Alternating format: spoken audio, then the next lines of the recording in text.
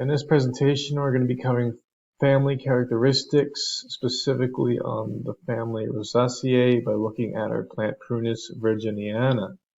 So moving on to the next slide, when you first approach a plant, you'll probably be amazed by its flowers, so long as you're in the season. But that's the first step that we're going to use as a hint of identification of what family it might be in. When you first approach a rose family plant, you'll probably and most likely notice 5 separate petals. There could be more, but mostly there are 5 separate petals. That is a common pattern characteristic of the rose family. And the flowers tend to be actinomorphic and perfect in the rose family as well. And you may also notice that there are numerous stamens that you can see in this picture. Rose families are typically known for that pattern as well. And in this photo, it's easy to see both those features. And you can also see that there are 1 pistil in this photo, which means there are 1 style. Some roses, however, may have multiple styles.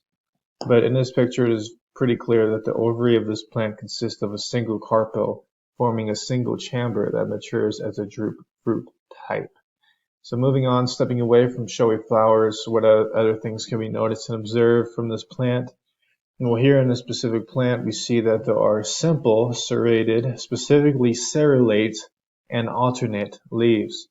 In the greater rose family, we expect to see patterns of alternate and serrated leaves that could either be simple, palmate, or compound. In this case, we're looking at only simple leaves. And then our next slide is just going to demonstrate buttercups and how they're very similar to a rose, and you could mistake them for a rose.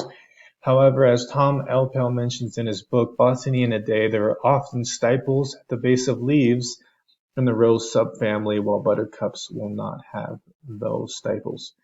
And it's just important to be clear that Tom is specifically talking about only 1 subfamily of the rose that often has stiples. However, there are other rose subfamilies, such as Spiraeas, which is indicated that the plants do not have stiples on the leaves. So keep that detail in mind. Looking at chokecherry or plant Prunus virginiana, there are stiples. Sometimes it can be hard to identify though.